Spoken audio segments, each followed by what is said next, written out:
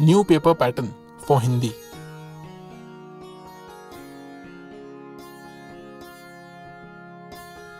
नमूना कृति पत्रिका, विषय हिंदी, द्वितीय भाषा लोक भारती, इयत्ता 10वीं।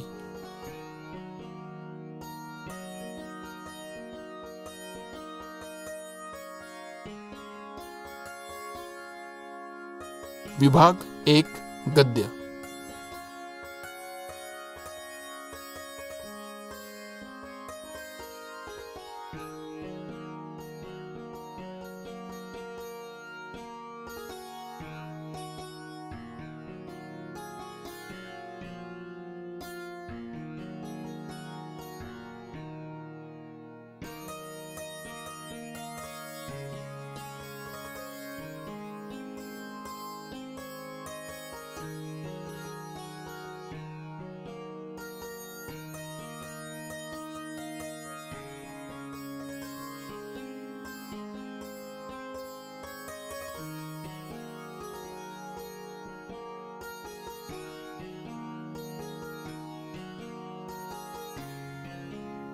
विभाग 2 पद्य।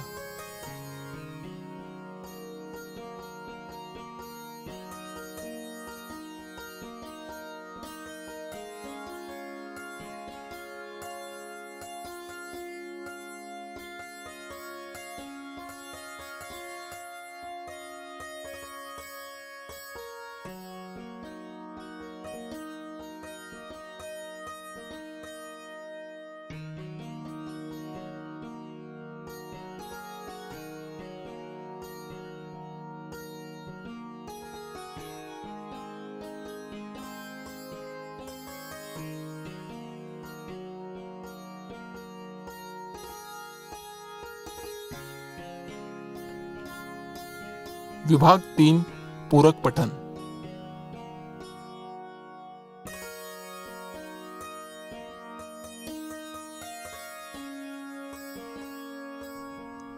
विभाग 4 लेखन।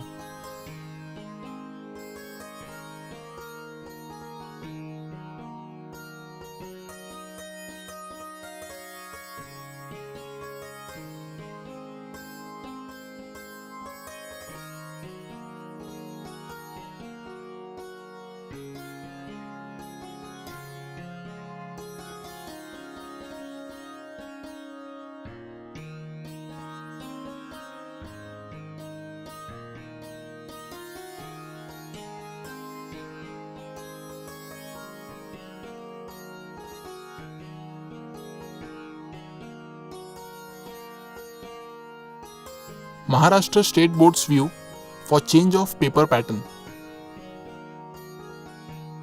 बदल एक प्रेरणा। हमारे जीवन में कई प्रकार के बदलाव आते रहते हैं। जीवन को पानी की उपमा बिल्कुल सही है।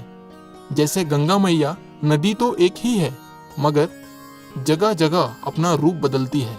यह बदलता रूप भी आनंददायी होता है।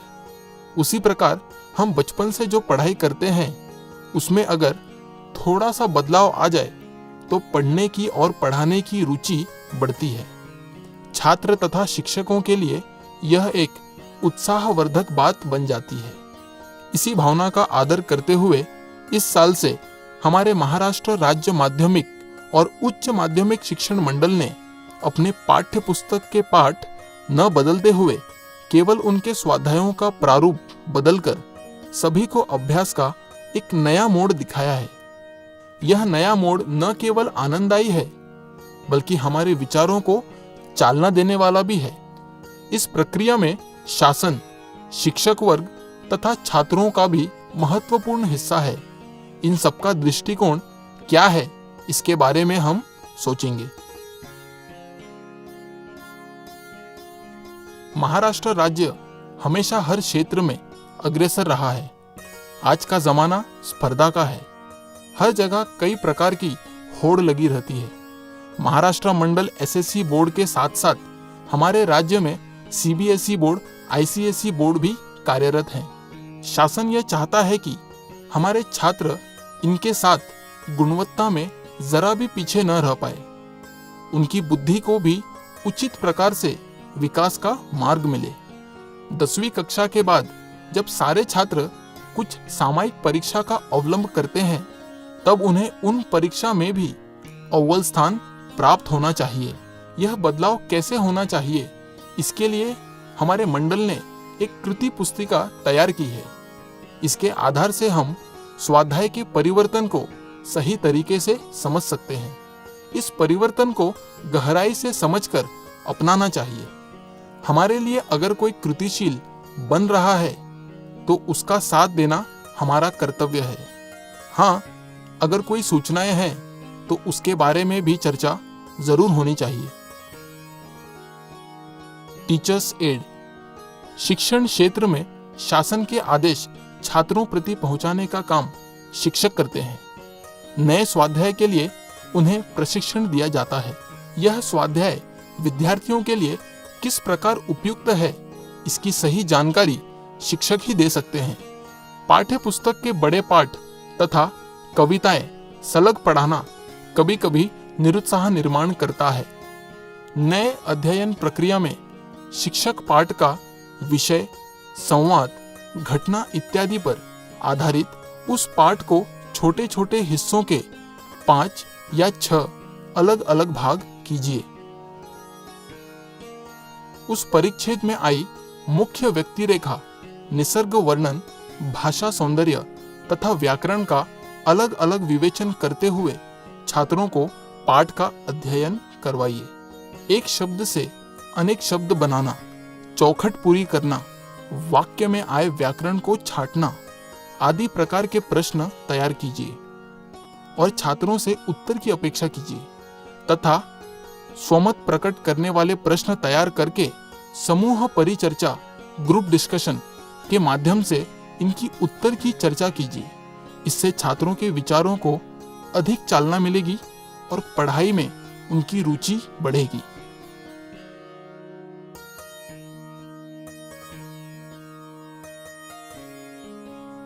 नमूना उतारा। पाठ के परिच्छेद में आए मुख्य व्यक्ति रेखा, निसर्ग वर्णन, भाषा सौंदर्य तथा व्याकरण का अलग अलग विवेचन कीजिए। Students aid. विद्यार्थी किसी भी कार्य का एक केंद्र बिंदु होता है। शिक्षण क्षेत्र में जो बदलाव किया जाता है उसका केंद्र बिंदु है हमारा छात्र। जिस प्रकार कोई कठिन व्यंजन हम छोटे टुकड़ों में बांटकर खाते हैं तो खाने का स्वाद भी बढ़ता है तथा व्यंजन हजम होने के लिए सुपाच्य बनता है। इसी तत्व को लेकर एक पाठ छोटे छोटे हिस्सों में पढ़ने से पढ़ाई आसान होती है। जब कोई काम हमारे लिए आसान होता है, सरल होता है, तब उस काम में हमारा मन लगता है, काम की ओर हम खींचे जाते हैं और यश पाना सहज होता है। इसी प्रकार जब आपको अलग अलग विषयों पर स्वमत प्रकट करने होते हैं तो आपकी विचार श्रृंखला समृद्ध बनती है। शिक्षक, पालक आपकी सहायता के लिए मौजूद है। आपका यश हम सबका सच्चा संतोष है। हर एक पाठ, कविता, व्याकरण आदि को शिक्षकों की सहायता से जान लेंगे और अपने प्रयत्नों से आगे बढ़ेंगे, क्योंकि कोशिश करने वालों की हार नहीं होती है। ध्यान रखिए, पाठ के अलग अलग परिच्छेदों को ध्यान से पढ़िए। परिच्छेद में आए व्यक्ति, उनका संबंध, इनका उल्लेख कीजिए। समानार्थी शब्द, विरुद्धार्थी शब्द अलग अलग लिखिए। अलग अलग चिन्ह जैसे प्रश्नवाचक चिन्ह, उद्धरण चिन्ह आदि की सूची बनाइए। अव्यय, काल परिवर्तन इत्यादि व्याकरण पर आधारित वाक्यों को अधोरेखित कीजिए। वाक्य प्रचार और उनका अर्थ लिखिए। स्वमत आधारित प्रश्न तैयार करके उनके जवाबों पर अपने विचार प्रकट करें। उद्यम ही सफलता की कुंजी है। हम आपकी उत्तम भविष्य की शुभकामना करते हैं।